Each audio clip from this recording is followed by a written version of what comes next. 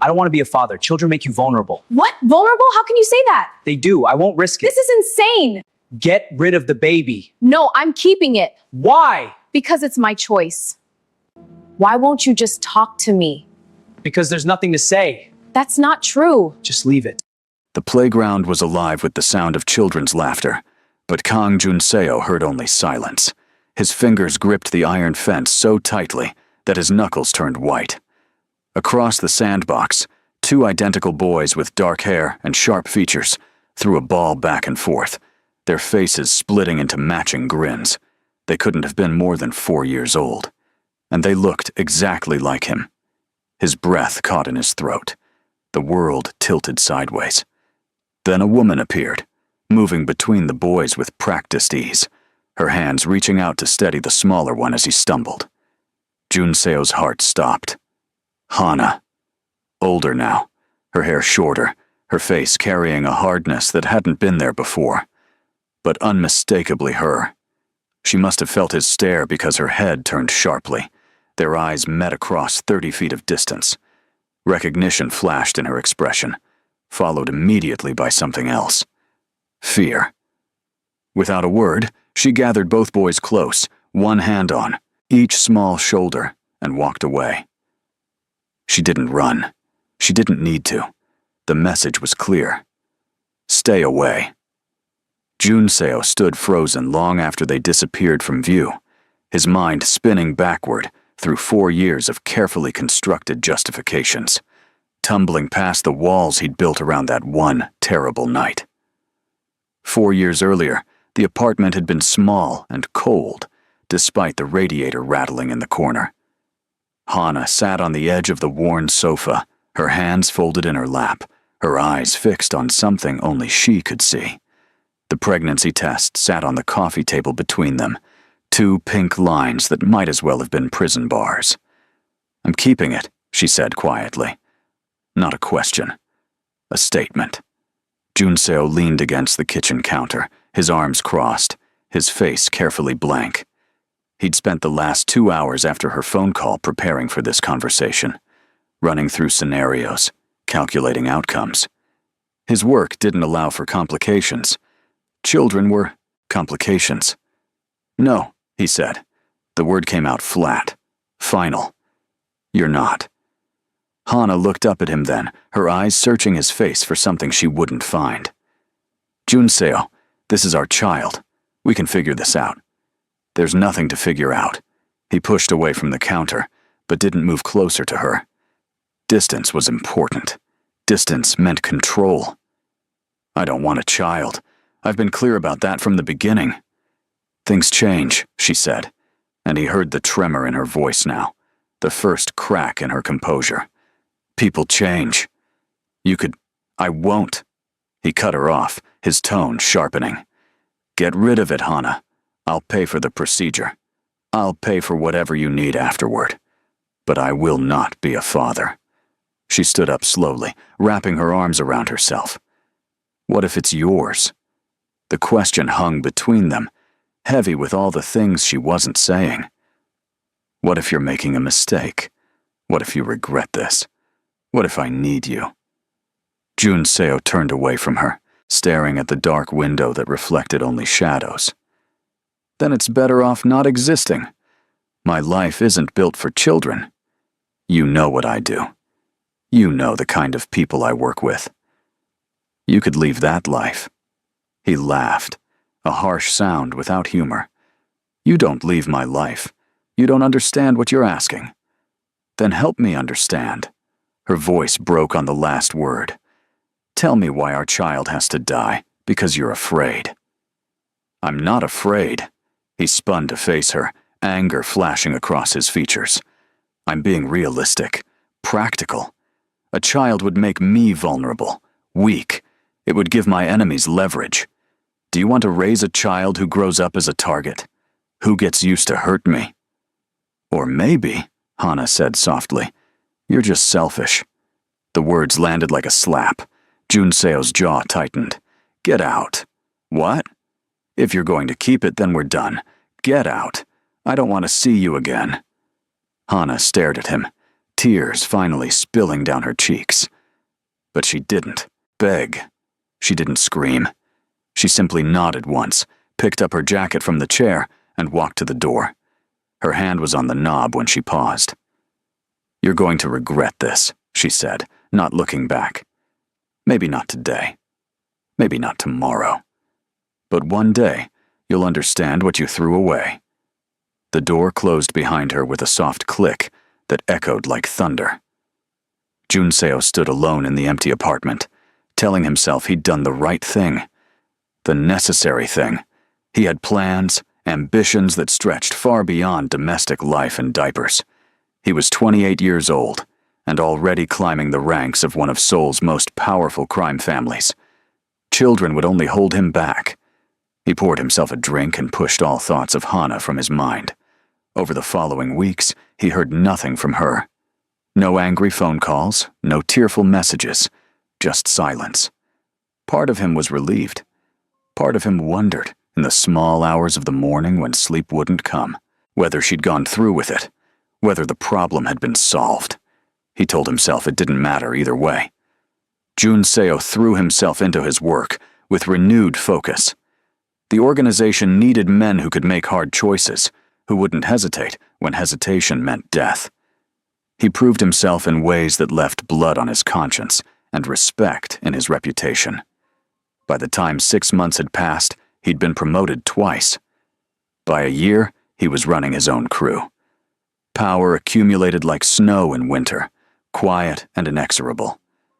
Junseo learned to read the subtle language of fear in men's eyes, to calculate the exact amount of pressure needed to break someone's will without breaking their usefulness.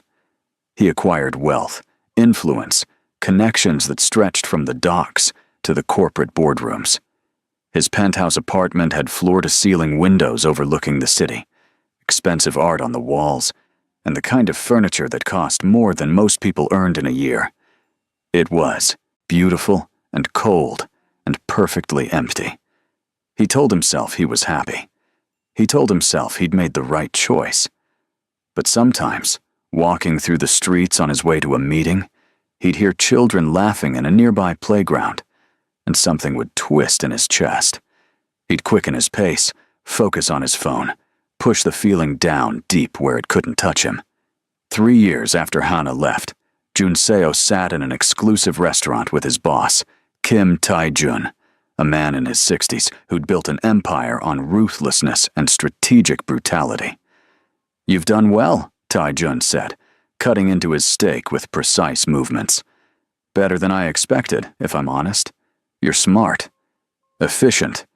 You don't let emotions cloud your judgment." "Thank you, sir. But you're lonely." It wasn't a question. Junseo kept his expression neutral. "I have everything I need." "You have nothing." Tae-jun set down his knife and fork, studying Junseo with the intensity of a man who'd spent decades reading people. "I see it in you, the same emptiness I lived with for years. You think power is enough. You think money is enough. It's not.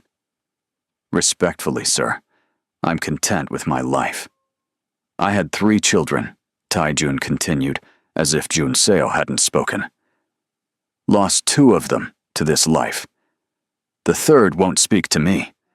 I have all the power in the world, and no one to leave it to. No one who cares whether I live or die beyond what they can gain from it." Junseo shifted uncomfortably. "Why are you telling me this?"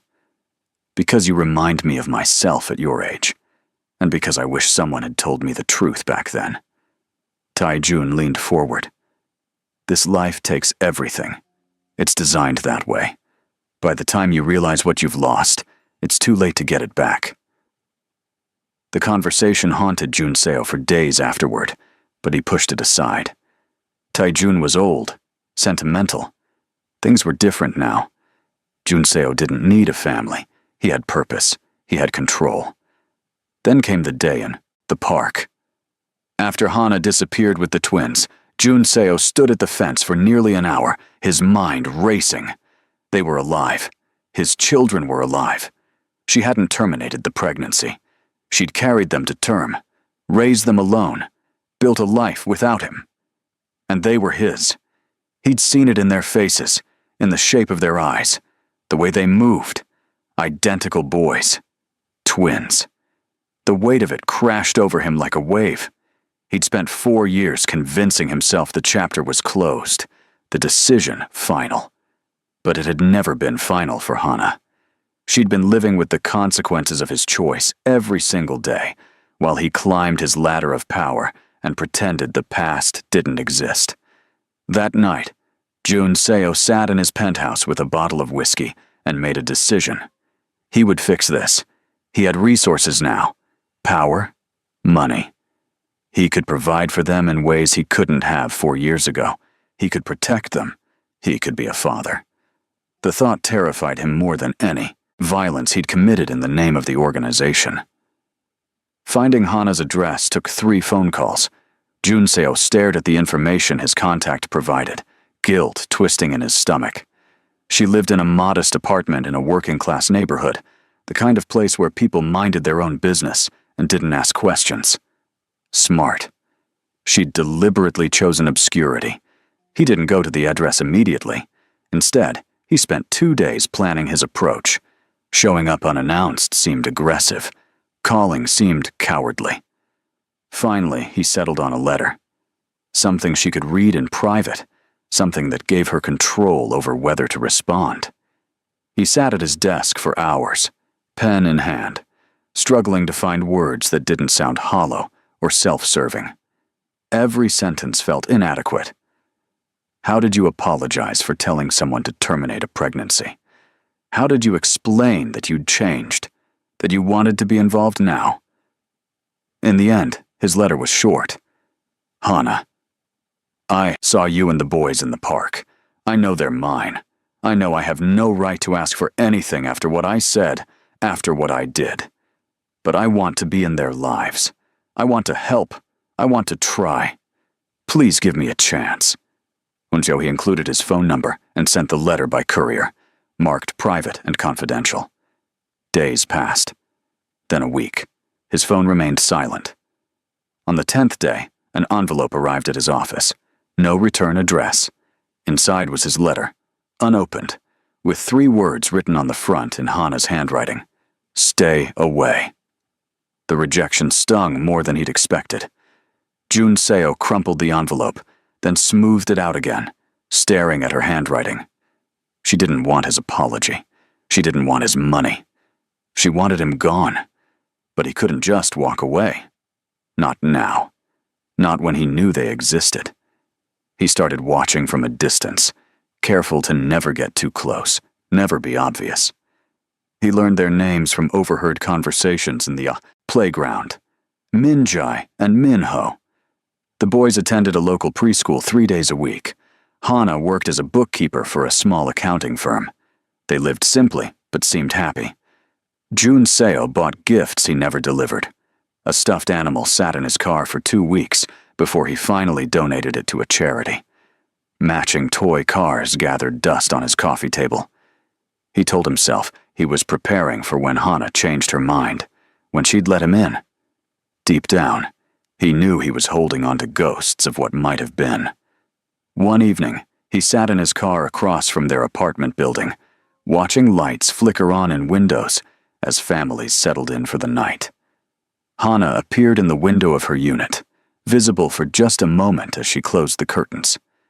Something about the gesture felt final, like a door closing. His phone rang. It was one of his lieutenants, needing approval for a deal. Junseo handled it automatically, his responses mechanical. When he hung up, he noticed a black, sudden park down the street, 2 men inside watching Hana's building. Ice flooded his veins. They were his men. He'd assigned them to keep an eye on the neighborhood, to make sure Hana and the boys were safe. But looking at them now, seeing the situation through her eyes, he realized how it must look. Strange cars, men watching, the specter of his world creeping closer to her door. He called the sedan immediately. Pull back. Leave now. Sir? I said leave. And the surveillance. But the damage was done. The next day, when he drove past the preschool during pickup time, Hana wasn't there. Another woman collected the twins, someone he didn't recognize. His chest tightened. 3 days later, he tried to visit her workplace. The receptionist told him, with a carefully neutral expression, that Hana no longer worked there. She'd resigned without notice. Panic set in.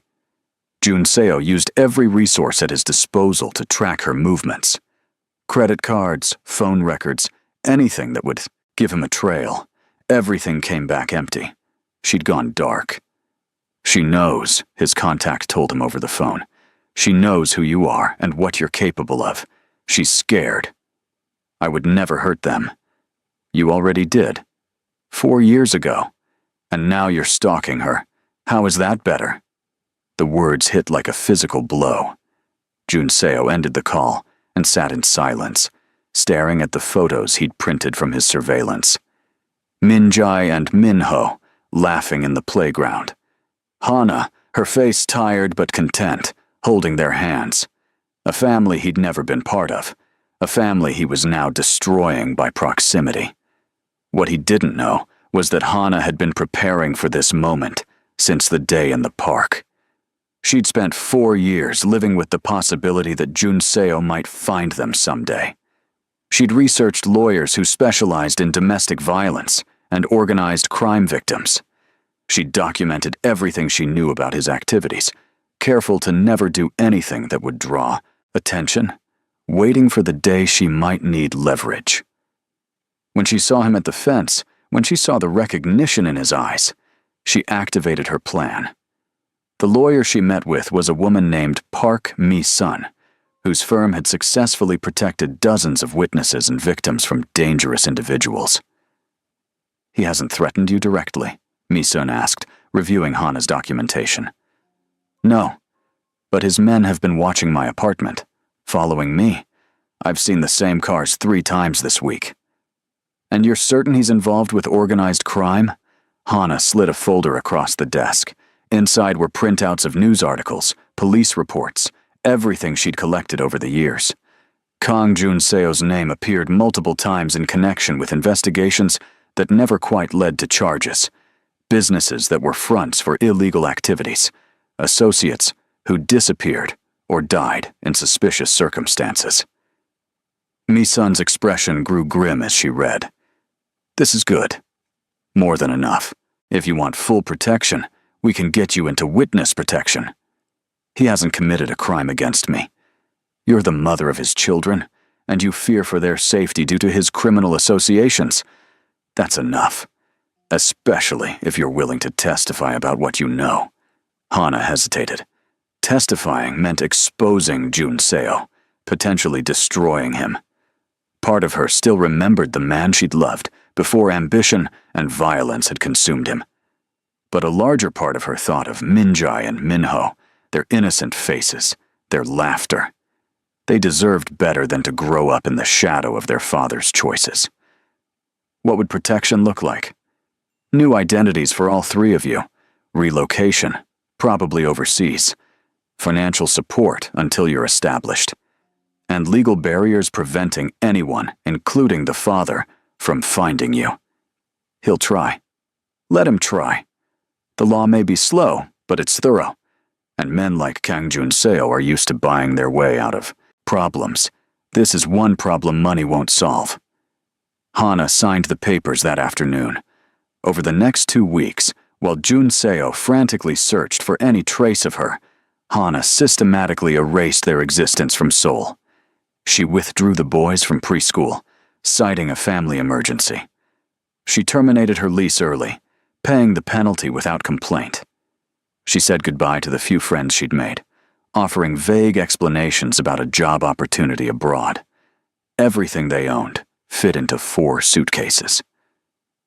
The night before they left, Hana stood in the empty apartment, holding Minjae and Minho's hands. The boys were confused, excited by the adventure, too young to understand the finality of what was happening. Are we coming back, Mama? Minjae asked, his small voice echoing in the bare room. No, sweetheart. We're starting a new adventure somewhere else. Will we see our friends? You'll make new friends. Better friends. Minho tugged on her sleeve. What about the man at the park? The one who was watching us? Hana's heart stopped. What man? The sad man. By the fence. He looked like us. She knelt down, bringing herself to eye level with her son's. You won't see him again, I promise. Was he bad? The question pierced her. How did you explain to 4-year-olds that their father had rejected them before they were born? That his presence in their lives would only bring danger?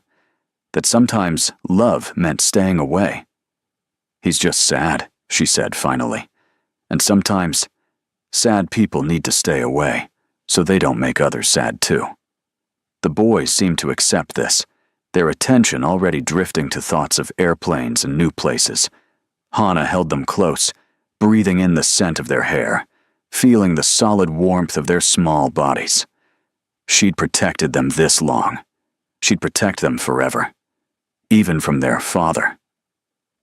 Junseo didn't know they were gone until 3 weeks after they'd disappeared.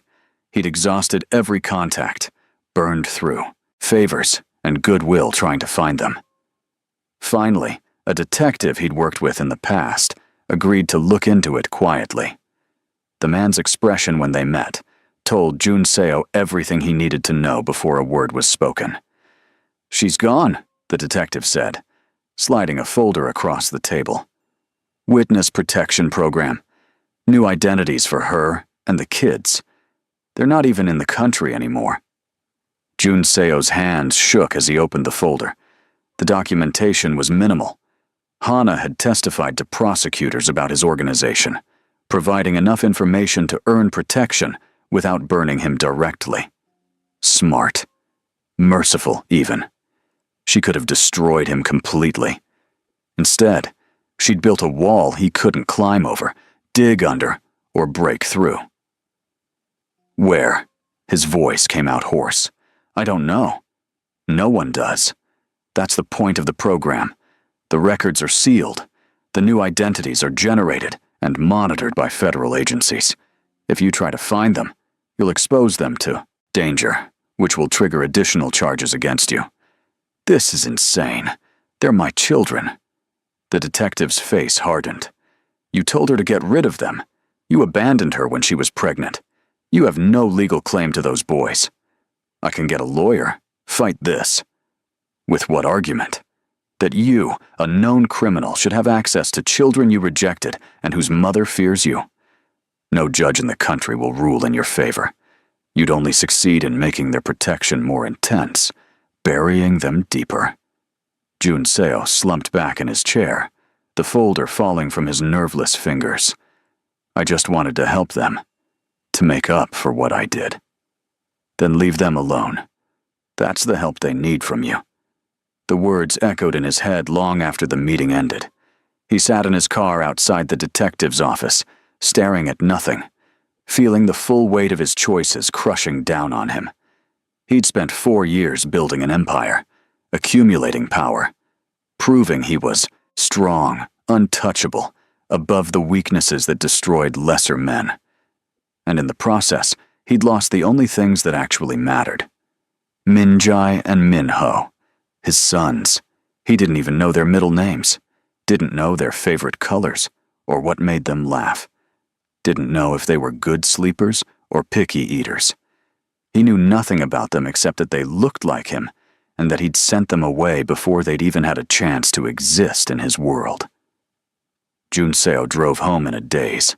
His penthouse felt more empty than ever, the expensive furniture suddenly seeming like props in a stage play.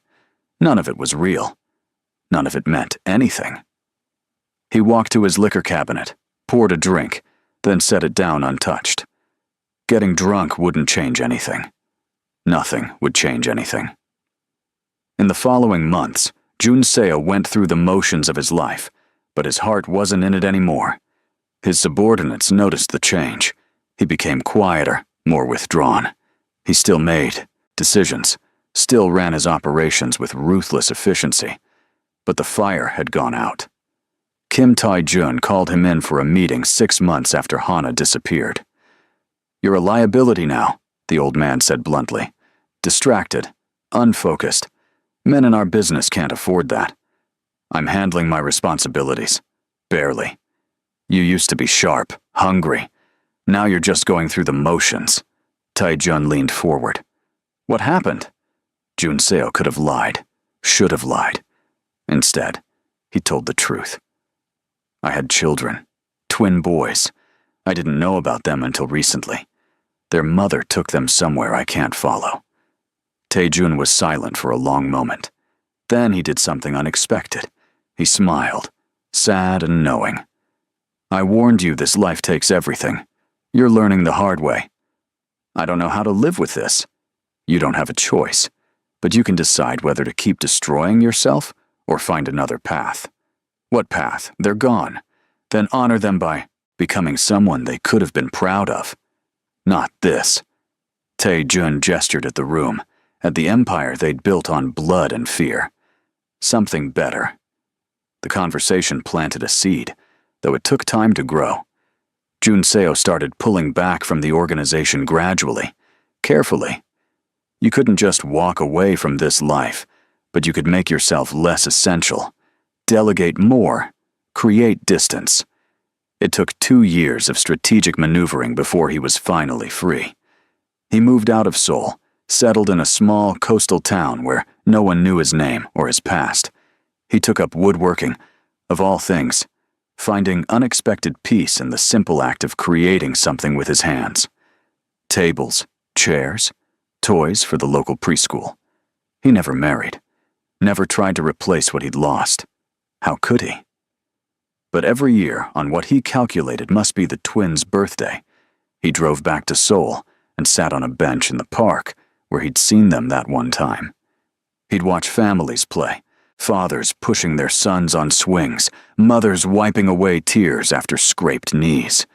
He'd sit there for hours, imagining what Minjae and Minho might look like now. Would they still be identical? Or would small differences have emerged? Did they play sports? Excel in school? Did they ever wonder about their father? Or had Hana told them he was dead? On their 10th birthday, Junseo brought a cake to the park. He set it on the bench beside him, lit the candles, and sang happy birthday quietly to children who would never hear him. An elderly woman walking past gave him a strange look, but he didn't care. "I'm sorry," he whispered when the candles burned down. "I'm so sorry I wasn't strong enough to choose you. I thought power would protect me from pain, but all it did was guarantee I'd lose you." The wind picked up, scattering the smoke from the extinguished candles. Junseo kept the photograph from the park folded in his wallet, the edges worn from being handled too many times. Some nights, he'd take it out and stare at those two small faces, memorizing every detail. Minjae had been wearing a blue shirt. Minho's was red. Or maybe it was the other way around. He wasn't sure anymore. The not knowing was its own special torture. They were out there somewhere, growing up, learning to ride bikes and read books and all the 1,000 small milestones of childhood. And he was here, frozen in the moment of recognition, replaying that single glimpse of his sons, over and over, like a film stuck in a projector. He thought about Tae-jun sometimes, the old man's warning about what this life took from you. Tae-jun had died 3 years after their conversation, surrounded by wealth and power and utterly alone. At his funeral, Junseo had counted less than a dozen people, most of them business associates fulfilling obligations. Was that his future too? Growing old with nothing but regrets and what-ifs? Junseo started volunteering at the local community center, helping kids with homework. It wasn't the same. It could never be the same. But when a 7-year-old boy showed him a drawing of a dragon, beaming with pride, something in Junseo's chest loosened just a little. "That's really good," he said, and meant it. "My dad taught me to draw," the boy said. "Do you have kids?" The question shouldn't have hurt as much as it did. "No, but I wish I did." "Why don't you?" "Because I made mistakes. Big ones. And sometimes you don't get second chances. The boy considered this with the seriousness only children could muster. My dad says everyone deserves second chances. Your dad sounds like a good man. He is. The boy grinned. You could be a good dad too. You just have to try. If only it were that simple. Years accumulated like dust. Junseo's hair started going gray at the temples. His hands, once steady as stone, developed a slight tremor. He was 41 years old, and sometimes it felt like he'd already lived 3 lifetimes. The box of things he'd bought for Minjai and Minho sat in the back of his closet, untouched. The toy cars, now vintage. A book about constellations he'd planned to read to them. 2 identical stuffed bears with red ribbons around their necks. Sometimes he opened the box just to remind himself they were real, that he hadn't imagined them.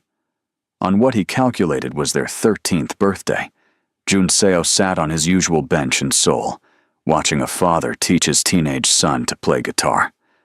The boy was clumsy, his fingers fumbling over the strings, but his father was patient, demonstrating the chord progression over and over without frustration. Junseo wondered if Minjai and Minho played instruments, if they were good students, if they were happy. He hoped they were happy. That was the only thing that made any of this bearable. A woman sat down on the other end of the bench, an older woman with kind eyes and gray-streaked hair. She watched the father and son for a moment, then turned to Junseo. "Beautiful, isn't it?" she said. "The way he's teaching him." "Yes." "Do you have children?" The question never got easier. I do.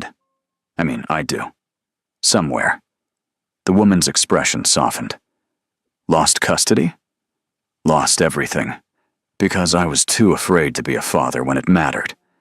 It's never too late to change. Sometimes it is." Junseo's voice came out rougher than he intended. "Sometimes you lose people, and no amount of changing brings them back. Then you honor them by being better than you were, for others." It was almost exactly what Taijun had said all those years ago. Junseo nodded slowly. The woman stood to leave, pausing to rest her hand briefly on his shoulder. "The fact that you're here, that you remember, that you care, that matters, even if they never know it." After she left, Junseo sat alone with his memories and his regrets. The guitar music drifted across the park, slightly off-key but earnest. Someone's phone rang in the distance. A child shrieked with laughter. Life went on around him while he remained stuck in amber, preserved in the moment he'd chosen power over love. The photograph in his wallet was fading now, the colors bleeding together. He could barely make out the details anymore, but he didn't need to see it to remember. Minjae's grin, slightly wider than his brother's. Minho's hand reaching for Hana's. The way they'd both turned to look at something off camera, their profiles catching the light. His sons. Forever 4 years old in his memory, forever out of reach.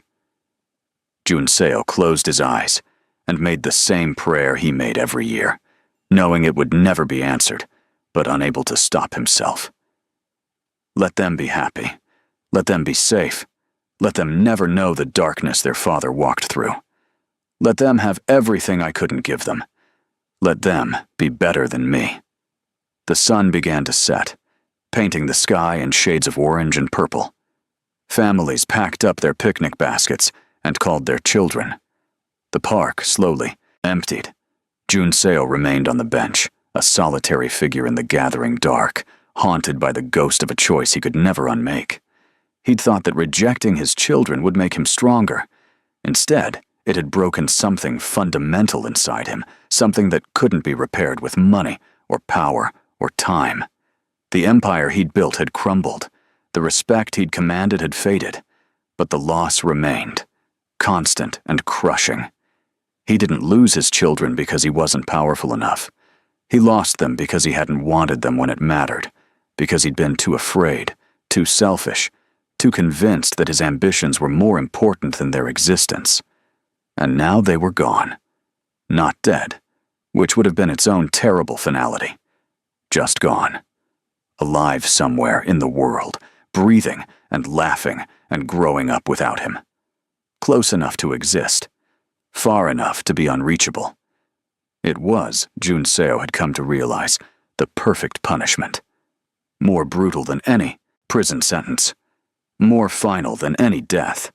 He would live the rest of his life knowing his sons were out there, knowing he'd never see them again, knowing that every milestone they reached, every triumph they celebrated, every moment of joy they experienced would happen in a world he'd deliberately excluded himself from.